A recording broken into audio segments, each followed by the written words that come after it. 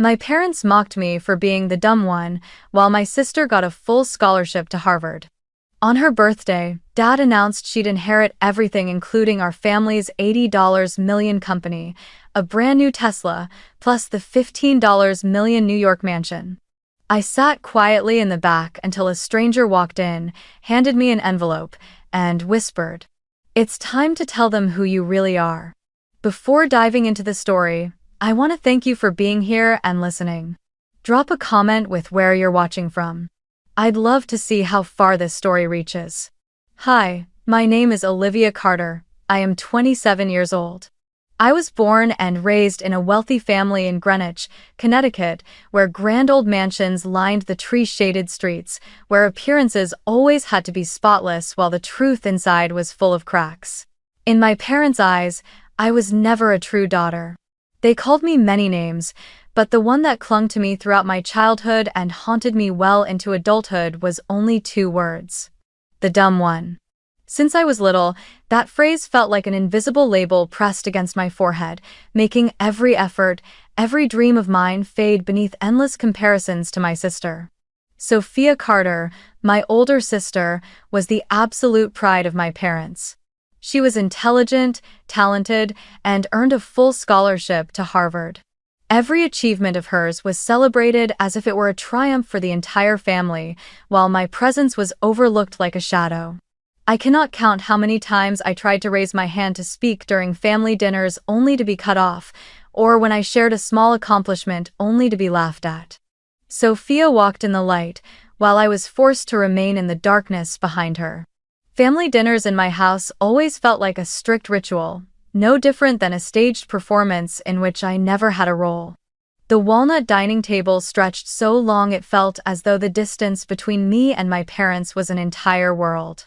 My father, Richard Carter, always sat at the head of the table, his posture rigid, his cold eyes carrying judgment in every glance.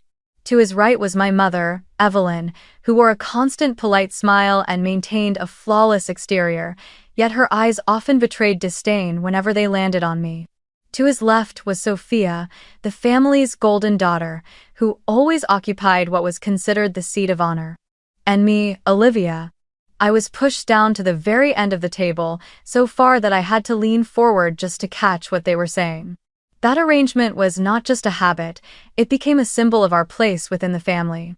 Sophia at the center, and me forever a shadow at the edge. Dinners always unfolded like a play on repeat. My father would begin by asking Sophia about her day at school, about the achievements he already knew would give her something worth bragging about. My mother chimed in with praises, sometimes exaggerated, as if every A Sophia earned were a Nobel Prize. I sat quietly, waiting for a chance to slip in a small story about myself. But almost every time, just as I opened my mouth, another question was tossed to Sophia, or my father abruptly changed the subject. There were moments when I rehearsed in my head dozens of times how to share something interesting from school, but by the time I got the opportunity to speak, all eyes had already shifted away. My voice echoed into a void no one cared to fill, then faded into silence as if it had never existed. I still remember one moment vividly, when I was 8 years old. I had poured my whole heart into drawing a landscape for an art contest. When my name was announced for first prize, I ran home with the hope my parents would finally be proud of me. I still held the certificate in my hand, the ink fresh and fragrant. But when I placed it on the dining table and eagerly told my story, my father only glanced at it once before saying coldly, "At least you didn't color outside the lines." Then he turned to raise his glass to celebrate Sophia's gold medal in mathematics, and immediately the entire family decided to throw a party for her success. My painting was left behind on the kitchen counter, as forgotten as I was. Events like that repeated so often they became a script I knew by heart. Sophia joined the debate team, and my parents hosted a gathering at the house. Sophia earned a summer scholarship in Europe, and the whole family buzzed with excitement over her bright future. As for me, no matter what I achieved, all I received were comments like, "Not bad" or worse, barbed jokes hidden beneath laughter. Another time, I brought home an essay my teacher praised as creative, and my father did not even bother to read it. He only asked, "Did Sophia score higher?" In their eyes, I was nothing more than a side figure standing next to the perfect equation named Sophia. I learned to stay quiet to avoid ridicule. I stopped raising my hand to show off certificates, stopped telling stories about an interesting day at school. I swallowed even the smallest memories that made me happy, because every attempt to share only meant being interrupted or mocked. Silence became a fragile armor I wore to shield myself from the scrutinizing looks and cold words of my own family. But even as I grew used to it, each small wound still accumulated beneath the surface. I often watched in silence as Sophia was pulled into my parents' arms, showered with sweet words of praise, and wondered if I would ever hear the sentence, "We're proud of you." At night, lying in my small attic room, I imagined a day when my father might sit beside me, listen to me talk about what I loved, about the dreams that had not yet taken shape. But every morning, when I sat down at that long, cold dining table, reality struck me across the face once again.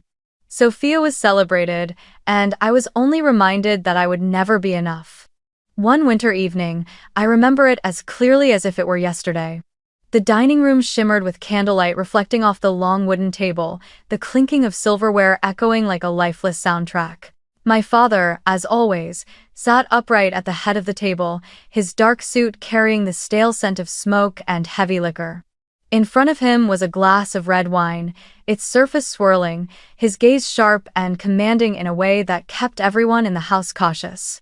Sophia sat at his right, her sleek hair falling gently over her shoulders, her face glowing as she shared a story about a science presentation praised by a Harvard professor. My father listened to every word, nodding with pride, then raised his glass high, his deep voice booming like a decree. "Sophia, you truly deserve to be the future of the Carter family." Those words felt like a knife driven straight into my chest. The entire table burst into applause, laughter filling the room as if they were attending a coronation. I sat at the far end, my chopsticks trembling slightly in my hand, my head lowered so no one would see my eyes begin to glisten. But it didn't end there. My father turned, his cold eyes cutting toward me, and with a half-mocking, half-jeering tone said, "Olivia, at least you didn't fail gym class. We should learn to appreciate the small victories, shouldn't we?" As soon as the words left his mouth, laughter erupted across the table. Sophia giggled, covering her lips like a refined lady, though her eyes still shimmered with disdain. My mother laughed too, a softer laugh, not as loud as the others, but enough to show me clearly she felt no need to defend me. I sat frozen, forcing a crooked smile onto my face, then bowed my head and kept eating as if I had heard nothing. But inside, pieces of my self-respect were being crushed, shattered into 100 fragments. It wasn't only my father. My mother added her own quiet wounds. She never used cruel words, but she planted in my ears comparisons more merciless than any curse. Each time she handed me a plate of food, she would sigh and say, "Why can't you learn your sister's diligence?" When she saw Sophia waking early to study, she would turn to me with a casual tone. "Olivia, if only you tried a little harder, maybe things would be different." These were not shouts or scoldings, but like drops of water falling steadily on stone, day after day, until I felt my sense of worth erode, leaving me nothing more than a silent shadow in my own home. I tried many times to fight back. Once, when my mother said I would never be as hardworking as Sophia, I snapped, "I work at the cafe every day too. I know how to take care of myself." But instead of recognition, my father laughed mockingly. "Oh, serving coffee counts as diligence now? Maybe you should thank Sophia for preserving this family's reputation." My mother stayed silent, her eyes fixed on her plate as if I had just said something foolish. Sophia smiled knowingly, a victory she did not even need to argue for. Those words might have seemed harmless on the surface, but they carved into my mind the feeling that I would never be enough. They planted in me the belief that all my efforts were nothing but a joke to them, that no matter what I did, I would always come second to Sophia, always be seen as the failure. I gradually learned to swallow every emotion, to suppress every reaction, just to avoid becoming the target of the next round of laughter. I stayed quiet, because silence meant fewer wounds. But that silence was not complete surrender. It was more like a shell I built to hide the wounds that grew deeper inside. Every time my father spoke of the future of the Carter family, I felt myself erased from that picture, as if I were an outsider in my own home. Each time my mother compared me, I heard a whisper in my head, "You're not good enough. You're not worthy." And the most terrifying part was that I started to believe it. I believed I really was the dumb one, the useless label they had stamped on me since childhood. Throughout my childhood and into my teenage years, surrounded by cold stares and biting remarks that made me believe I was nothing more than a shadow in the family, there was still one person who truly saw me, understood me, and gave me the sense that I mattered. That was my grandfather, Henry Walsh. He lived in Boston, in an old red brick house with a small garden full of lilacs that bloomed into soft waves of purple each spring. He was the founder of Carter Group, the man who built the empire from nothing, but after retiring he spent most of his time reading, writing in his journals, and tending to his plants. Every time I visited him in Boston, it felt like stepping into a different world, one where I was no longer the dumb one, but simply Olivia, his granddaughter. What made him special was that he never once asked about my grades, whether I was keeping up with Sophia, or how I had made my parents proud. Instead, whenever I sat beside him on the wooden chair on his porch, he would quietly pour me a cup of warm herbal tea and ask in his calm voice, "What do you love, Olivia? How do you want to live?" At first, those questions left me hesitant, because no one in my family had ever cared to ask about my feelings or my dreams. But as I grew familiar with the kindness in his gaze, I began to open up. I told him that I loved painting, that sometimes I imagined opening a small gallery in Brooklyn where people could come to find peace. I told him that I enjoyed listening to others, that I found comfort in empathy, even if no one else saw it as a skill. He nodded, his gentle eyes glowing with genuine joy. "That is who you are," he said. "Not grades, not medals. You have something Sophia doesn't: patience, humility, and the ability to listen. One day, when the time comes, you will understand the true value of those things." His words etched into me like a prophecy. I didn't fully understand them then, but every time I returned to Greenwich and sat once again at the cold far end of the dining table, the memory of his warm voice echoed in my mind like a dim light flickering against the suffocating darkness of disdain. When I was 16, after a heated argument with Sophia about her mocking my part-time job, I ran upstairs, crying uncontrollably, and called my grandfather. Just a few hours later, he drove 2 hours from Boston to our house in Connecticut. He didn't make a scene or scold anyone. He simply knocked gently on my door, sat down beside me, and held my hand. "My dear, never mistake their blindness for the truth," he said slowly. "They don't see you, but that doesn't mean you don't exist. You have something that Sophia and even your parents don't, a heart that knows empathy. And one day, people will realize that you are the one strong enough to carry the weight." I hugged him, feeling my heart ease for the first time. To me, my grandfather was not only the only family member who stood by my side, but also the silent witness to all the pain I endured. He didn't need many words. His presence alone was enough to make me feel I wasn't completely invisible. Trips to Boston became the rare days when I could breathe freely. I remember the mornings he took me walking along the Charles River, pointing out the rowers already out before sunrise, telling me, "They may not be the best, but they are persistent. And persistence is the foundation of victory." I remember the afternoons spent in his small library, when he would take down an old philosophy book, read me a few passages, then ask what I thought. When I hesitantly shared my opinion, he never laughed at me. He simply nodded and said, "You think more deeply than you realize." Those words, simple as they seemed, carried a quiet power that saved me. Thanks to him, I began to believe that I wasn't completely useless. I didn't yet know how to prove myself to the world, but at least I had one person who believed in me. In the years that followed at home, when my father repeated his refrain that Sophia is the future of the family, and when my mother dropped another comparison that pierced my chest, I silently recalled my grandfather's image, his voice reminding me that I carried qualities they would never see.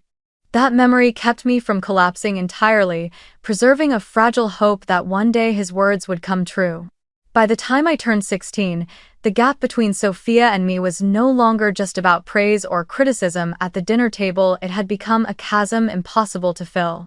My father began taking Sophia with him to Carter Group's board meetings, the company he proudly called the family's empire. I remember mornings when the sun was just rising over the tree-lined streets of Greenwich, and the black luxury car would already be waiting at the gate. Sophia, dressed impeccably, would climb into the car with my father, her eyes glowing with pride. From the attic window, I watched their figures disappear down the paved road, my heart swelling with the ache of being left behind, like an unnecessary object in the family's grand portrait. While Sophia was guided step by my father to become his successor, I was left with the tasks no one wanted. My mother told me to clean the living room before guests arrived, reminding me over and over. At least you should help keep the house tidy, so people won't think we have a lazy daughter. When the company held events, Sophia wore elegant gowns and stood beside my parents in photos that appeared in business papers, while I was sent to buy extra bottles of wine, prepare cold towels, or clean up the mess after everyone left. Even while living in the same house, I felt like a guest, someone present but never considered a true part of the family. I knew I could not wait for recognition from them, so I searched for ways to take care of myself. I took a morning shift at a small cafe near school, starting at 6 a.m., where the smell of roasted beans and the clatter of grinders became familiar sounds. In the afternoons, I worked at a supermarket, stocking shelves until my arms ached. Every small paycheck I earned, I carefully tucked into a savings account for college because I knew my parents would never support me the way they did Sophia. To them, Sophia was worthy of every investment, while I was not worth the expense. During those long, exhausting days, what hurt me most was not the aching legs or the cracked hands, but coming home. Every time I opened the door, my hair still carrying the scent of coffee or my clothes marked with the smell of groceries, Sophia would give me a half smile and say mockingly, "Make sure you wash up, Olivia," or Carter Group's clients might catch a whiff of grease and we'd all be embarrassed. Her words felt like a slap. But what hurt more was that my parents never defended me. They never corrected Sophia. Instead, they laughed along, treating it like a harmless joke. "She's right, Olivia," my mother added. "You should keep up the family's image, at least while you're still living here." I swallowed hard, forcing down the lump in my throat, reminding myself that any reaction would only give them more reason to ridicule me. The older Sophia grew, the more she stepped into my parents' world, while I was pushed further away. I remember one time Sophia accompanied my father to a conference in New York, surrounded by investors and prominent politicians. I overheard my father on the phone with a friend, saying, "Sophia is only 16 and already understands how the company works. She is the jewel of my family." I stood just outside the door, only a few steps away, but in those words I realized I never had a place. I was not my father's daughter in any way he was proud of. I was only the extra name that existed to be measured against Sophia's perfection. Each day, I felt as though I were living two separate lives. One life existed in my family's eyes useless, lazy, always inferior. And the other life was the one I struggled to build outside, an independent girl, working hard to keep her small dreams alive. Only my grandfather Henry ever saw me the second way, but he lived far away in Boston, and I could not always turn to him. Most of the time, I had to endure alone in that vast but cold house. The distance between Sophia and me grew clearer with each passing year, not just in where we sat at the dinner table or in family photos, but in how everyone treated us. Sophia was seen as the center of the universe, while I was like a small planet orbiting quietly on the outside, my existence unnoticed. And that distance stirred a storm inside me, a silent urge that one day I had to step out of the shadows, no matter what it took. In the days leading up to Sophia's 24th birthday, the Carter house in Greenwich transformed into a bustling construction site. My mother barely slept, rushing from calls to a Manhattan florist to endless revisions of the menu with the hotel chef, her voice echoing through the halls in a constant flurry. The landline rang nonstop, her high heels striking against the marble floors like pounding drums, while staff hurried back and forth with boxes of gifts, bottles of wine, and table linens. My father was just as busy, though his busyness carried the weight of power. Phone calls with shareholders, instructions to the company's media team, and discreet meetings with reporters to ensure that Sophia's birthday would not simply be a party, but a public declaration his daughter was the heir. In that whirlwind of preparation, I was nothing more than a faint shadow blending into the backdrop. No one asked what I thought, and no one cared what I might wear. The only task my mother handed me was a thick stack of seating charts. "Don't mess this up, Olivia," she stressed, pressing the papers into my hands. "This guest has to sit next to that official. This investor must be placed at the same table with the Harvard board member. Do you understand?" I nodded, though I knew perfectly well that my role at the party would be limited to making sure everyone else sat in the right place, while I remained at the far back row, where no light would ever reach. That day, my mother took Sophia to try on dresses on Fifth Avenue. The fitting room glittered with shimmering gowns, and the sales associates flattered her as if she were a Hollywood star. I stood outside, arms crossed, waiting silently for hours. No one thought of picking out a dress for me. When I finally let slip, "What about me?" my mother gave me a quick glance and brushed me off. "You can wear the blue dress from last year. No need to draw attention, Olivia." I bit my lip and said nothing more. The truth was, that dress was old, the zipper caught a little, and the fabric had lost its sheen. But in their eyes, I was never meant to stand out in any photograph. I remember the night before the party, standing quietly in front of the mirror, slipping into that faded blue dress. It pinched at the chest and hung loose at the waist, making me look awkward. I turned, staring at my reflection, and asked myself, would anyone notice me tomorrow, or would I just be a blur in the background of the frame? The answer was painfully clear. I drew in a deep breath and reminded myself to be ready, because tomorrow would only be another familiar performance. Sophia at the center, my parents applauding her, while I sat quietly, the target of casual ridicule.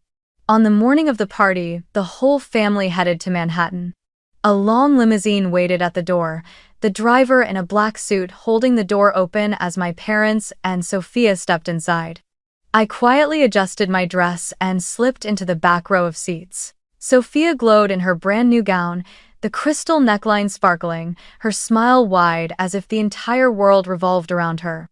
My parents fussed over her, straightening her father's tie, coaching her on greetings and handshakes, while I sat in silence, staring out the window at the familiar streets I once walked to my part-time jobs. The contrast made me feel like an outsider who had mistakenly boarded the car of a family that never truly considered me one of them. When we arrived at the hotel, the sight nearly overwhelmed me. Chandeliers poured down golden light across the gilded lobby, hundreds of staff hurried about arranging tables, and the air was thick with the scent of expensive perfume. I was handed a seating chart and told to check every place card to make sure guests sat exactly where they were supposed to. No one asked if I had eaten or if I needed a break. I was simply another cog in the machinery, a small, replaceable part, and most of all, a figure destined to be hidden in the day's grand picture. Music swelled as the great doors to the ballroom opened, revealing a space drenched in crystal light. From my place at the very back, I could see the entire room like a glittering stage.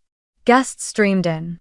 Renowned business figures I had only ever seen in the news, polished politicians in tailored suits, and Sophia's Harvard friends, each one radiating the effortless confidence of people born to be celebrated. Laughter rippled through the air, glasses clinked in rhythm, and together they painted a portrait of extravagance, one I knew I would never belong to. Sophia stood at the center, like a star blazing against a dark sky. Her crystal-studded gown caught the light, turning each step she took into a performance. Guests crowded around to congratulate her, shaking hands, embracing her, as if this were not merely the birthday of a 24-year-old woman, but a historic event in New York's elite circles. I sat still, my hands clenched tightly in my lap, trying not to let myself feel misplaced. Every time I lifted my eyes, I caught Sophia's mocking glance, a look that reminded me I was nothing more than a side character in her grand story. The climax of the evening came when my father, Richard Carter, walked onto the stage. He wore a flawless black tuxedo, his face glowing with pride. My mother accompanied him, her arm linked with his, her smile radiant as if her entire life had led to this moment. When the microphone was handed over, the entire ballroom fell silent, every gaze fixed on him. My father cleared his throat, raised his glass, and spoke in his deep, commanding voice. Ladies and gentlemen, today is not only my daughter Sophia's birthday, it is also the moment to announce to all our friends, partners, and family. Sophia Carter will be the sole and rightful heir of the Carter legacy. A ripple of whispers swept through the crowd. I swallowed hard, my heart pounding. My father pressed on, his voice growing even more triumphant. Carter Group, valued at $80 million, the $15 million mansion on the Upper East Side, along with a brand new Tesla, all of it will belong to our perfect daughter. Sophia is our pride, the proof of this family's brilliant future. The moment his words ended, the ballroom erupted in thunderous applause. Cheers and the clinking of glasses echoed endlessly, making me feel as though the entire room was trembling. Sophia stepped forward, her lips curved into a satisfied smile. She turned toward me, her eyes sweeping past with a look of challenge, as if carving into my heart a cruel truth. You've lost. You were never chosen. I sat frozen, forcing myself to breathe evenly. My chest tightened as if squeezed in a vice, each word from my father slicing deeper into old wounds. Then I heard my mother's voice, soft but sharp enough to cut. Olivia, don't ruin your sister's special day. I turned and saw her still smiling radiantly, though her cold eyes brushed past me like a warning. Amid the grandeur, I felt like a misplaced shadow. No one looked at me, no one mentioned me. I saw my reflection faintly mirrored in the crystal panels at the back of the room. The faded blue dress, my hunched posture, my eyes glistening as I fought back tears. While Sophia stood radiant, basking in applause like a queen being crowned, I was left with the suffocating weight of humiliation pressing against my chest. In that moment, my grandfather Henry's words came back to me. You have things Sophia does not. One day, when the time comes, you will understand. But right then, I saw no light. I only felt myself pushed deeper into the shadows, nailed into the role of the loser before a cheering crowd. I could not have imagined that on this very night, beneath the roar of applause, everything was about to change. But in that instant, all I could do was sit still, biting my lip, bracing myself for yet another round of public humiliation. The music in the ballroom pulsed on, the chatter and clinking of glasses swirling together into a noisy whirlwind that swallowed every pause. I sat still, trying to make myself look like part of the decor, no different from the empty chair tucked in the back. Sophia gleamed at the center of attention, basking in endless congratulations. My father continued his speech about the vision of the Carter legacy, while my mother clung to his arm, her face radiant with pride.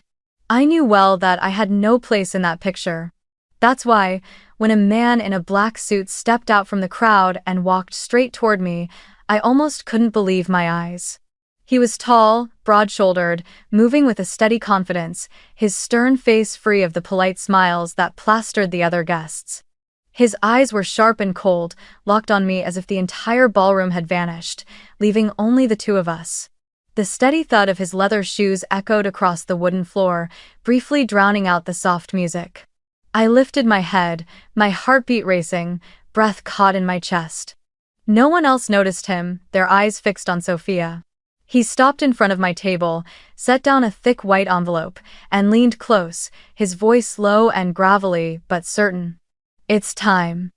I froze. Those words reverberated through my mind, sounding less like a message and more like a command. My hand trembled as I touched the envelope, feeling its weight and stiffness, as if it carried something far heavier than ordinary papers. I quickly slid it into my lap, hiding it under the table, terrified that my parents or Sophia might catch sight of it. Sweat beaded on my forehead, even as the air conditioning kept the room cool. I looked up, ready to ask something, but the man had already straightened, giving me a subtle nod as if to seal the moment, then turned and walked away. His steps merged into the crowd, swallowed by the sea of guests, and within seconds he was gone. I sat frozen, my heart pounding so violently it felt as though the entire room could hear it. I glanced around, but no one was paying attention to me. Glasses were still being raised, laughter still ringing, all for Sophia. No one noticed the envelope that had landed before me like a bolt of lightning splitting the night sky. I laid my other hand over the envelope, tracing its sharp edges. A part of me wanted to tear it open immediately, but another part trembled with fear. 1,000 questions crashed through my mind. What's inside? Why me? Who sent him? I thought of my grandfather Henry, of his stern yet trusting gaze. A thought flickered. Could this be what he meant, that one day the time would come? I sat as still as stone, clutching the envelope, my heartbeat hammering against my chest. No one in the ballroom cared about me. Every eye remained fixed on Sophia and my parents. That gave me a strange illusion of safety, as though I had been given a pocket of air to breathe in the storm around me. My fingers shook as I slipped them under the flap and slowly tore it open.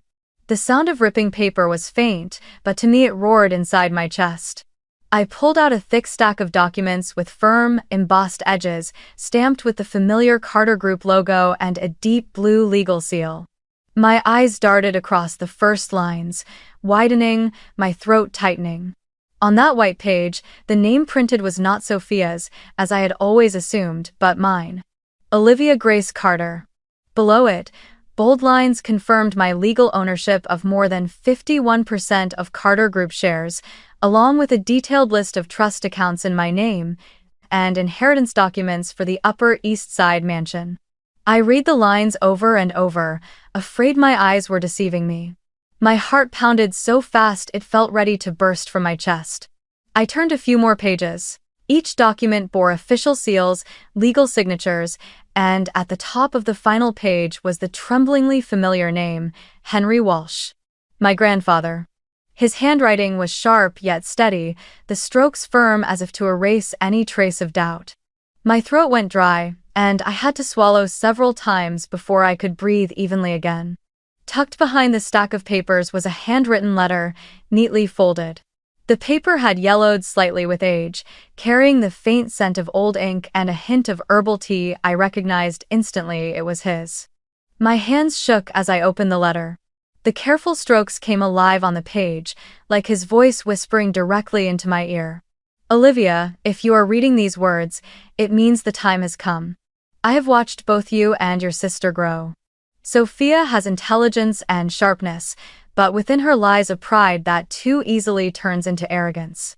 Your father, Richard, built wealth, but in doing so, he lost compassion and allowed ambition to eclipse love.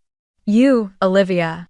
You grew up in shadows, in silence, but that silence forged in you a strength they will never have. You know humility, you understand the value of listening, and you know how to rise even when pressed to the very bottom. Those are the true qualities of a leader. Everything I built, I place in your hands. The future of this family belongs to you. I read every word, my vision blurred with tears.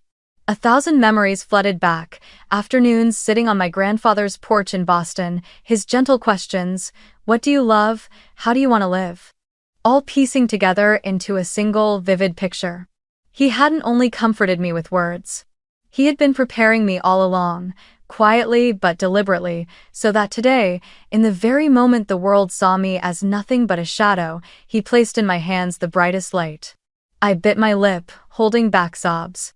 In my head echoed Sophia's mocking laugh, my father's jeers, my mother's cold comparisons.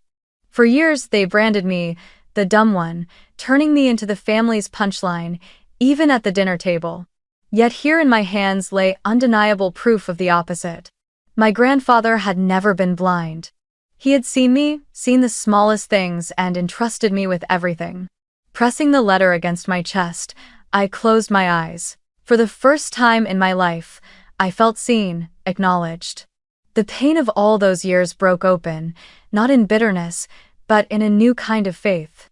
I was no longer Olivia, the girl at the end of the table, wearing an old dress, dismissed and belittled. I was Olivia, the one Henry Walsh had chosen to carry forward his legacy. I drew in a deep breath, letting the strength of his words fill every corner of my being. Outside, the music still played, the applause still thundered, Sophia still stood on stage, soaking in the praise. No one knew that in the far corner of the room, the entire balance of power had quietly shifted. I looked down at the documents, then raised my head, my gaze steadier than it had ever been. I understood that the moment of confrontation would come, and this time, I would not be silent. The music still poured down like a waterfall of light, but inside me, another kind of silence was rising, the silence of decision. I folded the letter, slipped it back into the stack of papers, and laid my hand over it as though pressing against the very beat of my own heart. Then I stood. The chair scraped lightly against the wooden floor, a small sound that in my mind rang like a bell. I walked along the aisle between tables, past the white drapes, past the crystal glasses trembling with reflections, past the eyes that still failed to register my presence. Each step felt like treading over the years of being dismissed. The long, cold dinners, the laughter at least you didn't fail, Jim, the sneers about washing my hands because of the smell of grease. I drew in a deep breath and placed my foot on the first step leading up to the stage. My heart pounded, but my breath was steady. I knew what I was about to do. And I knew that after this moment, I would never be the same again. My father was raising his glass, the spotlight catching his face and sharpening his victorious smile. As I reached the podium, a few nearby guests turned in surprise. I set the folder of documents on the lectern, pressing my palm against it to feel its weight, then drew the microphone close to my lips. "This moment belongs to me," I said, my voice low at first but unwavering. The words sliced through the music like a blade. The entire ballroom jolted in shock. Whispers erupted instantly, spreading like sparks racing across a dry field. My father snapped around, his eyes instantly darkening. "Olivia, get down this instant," he growled, his voice low but sharp as a whip. "Don't disgrace this family in front of my friends."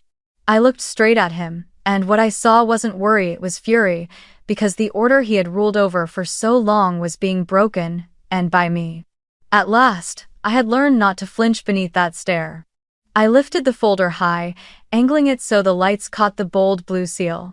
"Grandfather Henry signed this transfer legally," I said, enunciating each word. "The majority shares of Carter Group, the trust accounts, the deed to the mansion, all of it is under my name. And this letter, in his own hand, declares that the future of this family belongs to me." A wave of commotion rippled through the crowd. Guests in the front rows shot up from their seats, glasses tipped, crystal chiming faintly as they collided. I caught a senator frowning, an investor who had been laughing suddenly sobering, and a journalist half-raising his camera before lowering it again, unsure if this was a staged performance or an actual detonation. Sophia rushed to the edge of the stage, her face pale under the lights, her eyes wide with disbelief. "No, that's impossible," she screamed, her voice cracking. "I'm the one who deserves it." Her words ricocheted against the crystal ceiling, harsh and jarring. I turned to her, meeting her gaze. "Deserving doesn't come from applause," I replied, my voice calmer than I ever imagined it could be. "Grandfather saw what even you could not: humility, patience, and the ability to listen. Those are what have kept this family from rotting from the inside out." My father stepped closer, his fist tightening, veins standing out along his neck. "Give it to me," he hissed through clenched teeth. "Don't turn your sister's birthday into a circus." He lunged to snatch the documents, but I was quicker. I pulled out the letter, unfolded it wide, and read aloud beneath the lights. "Olivia, if you are reading these words, it means the time has come. I place in your hands everything I have built. The future of this family belongs to you." Each word I spoke drove another nail into the coffin of the lies that had weighed on me for so long. I heard faint gasps, sharp intakes of breath, and felt the entire room tilt toward the truth now laid bare.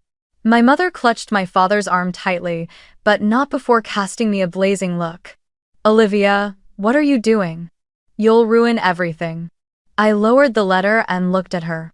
You call it everything, the very same everything that always excluded me? My voice was soft, but years of pent-up emotion surged through every syllable. I've sat at the end of the table for 27 years. Tonight, I'm only standing where I should have been all along. Sophia snatched a microphone from an attendant, her voice shaking with rage. You think a few pieces of paper can change everything? I've worked tirelessly. I've brought honor to this family. I locked my gaze on hers, unblinking. You've worked for the spotlight, I answered evenly. Grandfather taught me to work for those standing in the shadows. A faint cough echoed from the far end of the hall. Then a tall figure appeared, cane in hand, moving slowly but with certainty.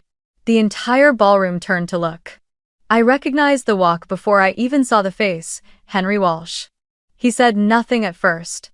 He simply walked, each step deliberate, down the aisle lined with overflowing wine glasses and white drapes, until he stood beside me.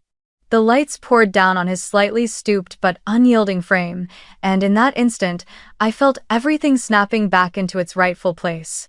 He placed a hand on my shoulder, light, yet steady. Then he turned his gaze squarely on Richard, his son-in-law, and spoke in a voice deep and resonant. I know what I signed, Richard. And I know why I signed it. The words were simple, but they landed like a verdict. He inclined his head toward Sophia, his eyes not condemning, but holding up a mirror before her. Sophia has talent, but talent without discipline and humility will soon collapse into arrogance. No. Then his gaze shifted back to my father, and this time his tone hardened, a line drawn straight and unbending. Richard, you built wealth, but in the process you abandoned people. You let the family's prestige become a wall that shut out compassion. Carter Group cannot be just a balance sheet. It must be about people who trust one another. His hands squeezed my shoulder gently, as if stamping his final seal. Olivia is the one who understands the true value of Carter Group. Oh! For several seconds, the ballroom was utterly silent. I could hear the faint breath of the air conditioner above and feel the pulse thudding at my own wrist. Those who had laughed so loudly earlier now glanced at one another, uneasy, as though realizing they had been standing on the wrong side. A fund manager leaned forward, his eyes lit with the gleam of someone who had just spotted a long-term opportunity. A Harvard professor furrowed his brow, then gave the slightest nod, like completing a difficult proof. My mother slipped her hand from my father's arm, her smile frozen half-formed. Sophia stood motionless, her hands gripping the edge of the table, her crystal gown scattering 100 fractured lights as though draining from her face. And my father, his jaw set, the authority that had once dominated every room suddenly powerless. The applause came slowly at first, tentative claps tapping the silence like someone testing fragile ice. Then it grew, heavier, louder, crashing together in an unbroken rhythm. I felt the shift in the air, like a wind turning in an instant. People rose to their feet, others leaned across tables to see me more clearly. I noticed young employees, those who had always stood at the edges of these gatherings, clapping harder than anyone, their eyes shining in a deeply human way. I did not feel triumph. I only felt lightness, as though someone had finally loosened the knot in my chest that had been pulled tight for years. My father suddenly lifted his napkin from the table, folded it with an angry precision, then tossed it onto his chair. My mother lowered her head and followed him, her heels striking the floor in hurried, staccato beats. They strode quickly out of the ballroom, the doors swinging open to let a draft of cold air sweep in before closing again, leaving behind the faint sigh of someone seated near the entrance. Sophia did not leave. She stood frozen, her wide eyes fixed on me as though staring at a new order she hadn't yet learned how to exist within. Grandfather, she murmured, her voice small, like someone lost returning to the only landmark they knew. Henry turned to her, his gaze neither rejecting nor indulgent. Sophia, he said slowly, you have the talent to do great things. But greatness always begins with the small ways we treat people, even your own sister. If you wish to walk a long path, learn how to bow before the truth. Her teeth pressed against her lip, her fingers slipping from the edge of the table, her chin trembling faintly, but no words escaped. My grandfather turned back to the microphone, his voice now carrying to the entire room.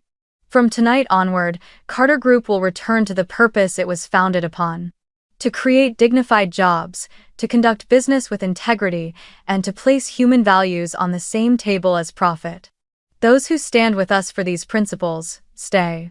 For those who only seek applause, the doors are not locked. Amen. A low hum of approval rose from the corner where an older businesswoman stood, lifting her glass toward us as a pledge. Others followed, nodding in unison, their agreement spreading across the tables like dominoes tipping one into the next. And in that moment, I knew the invisible network that determined the fate of a company had shifted. Henry leaned close to my ear, his voice low enough for only me to hear. "You don't need to be like me, you only need to hold on to what I've seen in you." His words pulled me out of the daze of all the eyes fixed on me. I filled my lungs with air and nodded. Then I stepped to the microphone, not to add more accusations, not to strike anyone down, but simply to reset the rhythm of the room. "Thank you all for listening," I said, my voice steady now. "I know tonight hasn't been comfortable for many of us. But truth is rarely comfortable. Starting tomorrow, if you choose to stay, we'll begin by meeting the team, opening the books, and listening. I believe a strong company is built more from honest questions than from polished answers." More applause rose, not the applause for a show, but for a promise that could be measured. Sophia stepped forward, the sound of her shoes on the floor like a small signal asking for space to speak. I turned to her, neither defensive nor combative.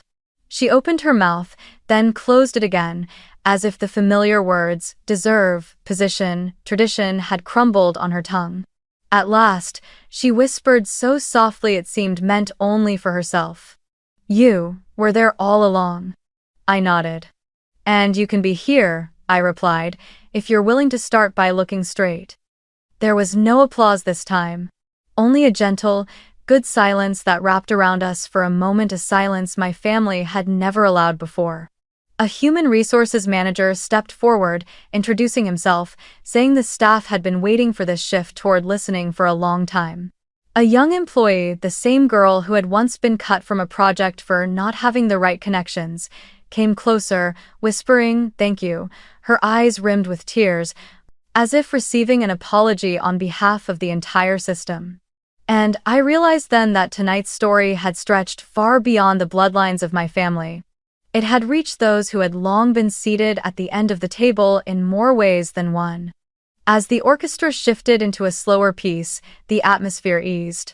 Henry lifted a glass of water, no longer drinking wine, and guided me down from the stage. He said he needed to sit for a while, resting his cane beside the chair. I sat with him, the two of us tucked into a corner near the tall windows that overlooked the glowing avenue. "You just made it through the hardest moment," he said, his eyes tired yet warm with a smile. "The rest won't be easy." "But hard doesn't mean wrong." I answered, "I know, and I won't walk it alone." He nodded. "No. You have those who clapped at the right moment for the right reason, not because of the titles on their cards, but because of what they believe in." Far across the hall, the doors where my parents had left remained shut. I felt no triumph in recalling my father's flushed face or my mother's shattered smile. What I felt was a sadness finally named and then released. I knew there would still be difficult conversations, letters from lawyers, speculative headlines. But just as Henry had said, hard does not mean wrong. And what is right, once spoken with kindness, always finds a way to stand firm. As the guests gradually dispersed, some came to shake my hand, brief but sincere. The chandeliers dimmed a notch, scattering faint star-like reflections across the polished wood floors. Sophia was still there, perched on the edge of an empty chair, her eyes stripped of their old fire of pride. I did not approach, but I left the door open with a simple nod. Her journey, like mine, perhaps was only just beginning again. Henry rose gently, tapping his cane against the floor, signaling it was time to leave this room behind. I took his arm, and together we walked past the very last row of seats where just an hour earlier I had sat clutching the envelope as if it were a secret I could never share. Now, that secret had been spoken aloud. What remained was not applause, but a strange, quiet steadiness in my chest. The ballroom doors closed behind me, sealing away the music, the laughter, the noise beneath thick walls. I stepped into the hotel lobby, and the night air of New York rushed in car exhaust, the scent of coffee from the corner cafe, neon lights spilling across rain-slicked streets. I tilted my head back to the skyscrapers stretching upward, glittering with light. It felt as though the whole world had opened before me, no longer hemmed in by invisible walls that once pinned me to the end of a dining table. No longer diminished by the eyes that measured me against someone else. For the first time in years, I felt myself standing squarely at the center of my own life. Grandfather Henry stepped slowly behind me, his cane tapping steadily against the marble floor. He stopped at my side, lifting his gaze to the city's brilliance. "Now you see, don't you?" he asked, his voice low but strong enough to drown out the chaos outside. I turned, meeting his eyes, the same eyes that had been my only anchor through childhood. He rested his hand on my shoulder, old yet steady, and continued, "Carry this with you, and use it well. Not for revenge, not to prove them wrong, but to live true to yourself, and to build what you know is right." I nodded, my eyes stinging. All those years I had waited for my parents' acknowledgement, for a word of praise, for a warm glance suddenly revealed themselves as a pointless vigil. I understood now. I did not need them. I had never truly needed them. My worth was never bound to the labels they had slapped on me, the dumb one. Tonight, I had torn that label off and cast it away, not because they handed me a new one, but because I finally saw that I had never worn it at all. I closed my eyes, inhaling deeply until my lungs filled. The sounds of New York honking horns, bursts of laughter, the tap of shoes on the sidewalk suddenly became a soundtrack of freedom. I remembered the nights I worked late at the cafe, my hands stained with the smell of burnt coffee beans, my clothes heavy with grease, while Sophia returned from trips across Europe with suitcases of designer brands. I remembered the times my mother looked at me and sighed, "Why can't you be more like your sister?" I remembered my father's booming laugh. "At least you didn't fail gym class." All of those things that once seemed to define me were now nothing more than fragments. I turned to my grandfather and said softly, "I used to think I had to fight just to be seen by them. But now I understand I don't need their eyes on me. I only need to believe that I am worthy." He smiled, his face lined with age but glowing with light. "Exactly. That's all I ever wanted for you to see it yourself, and now you do." We sat in silence, watching the traffic stream down the avenue. I thought of Sophia, of her stunned eyes, the tremble at her lips when she heard the truth. I didn't hate her, I only felt pity. Pity for the illusion she had been raised in that the light belonged to only one person. I thought of my parents, their flushed faces, their anger and shame forcing them out of that ballroom. I knew they would return, with accusations, with resistance, but that no longer frightened me. Because from now on, I was no longer the child sitting silently at the end of the table, waiting for crumbs of affection. I stepped down the marble stairs of the hotel and into the rush of Manhattan's crowd.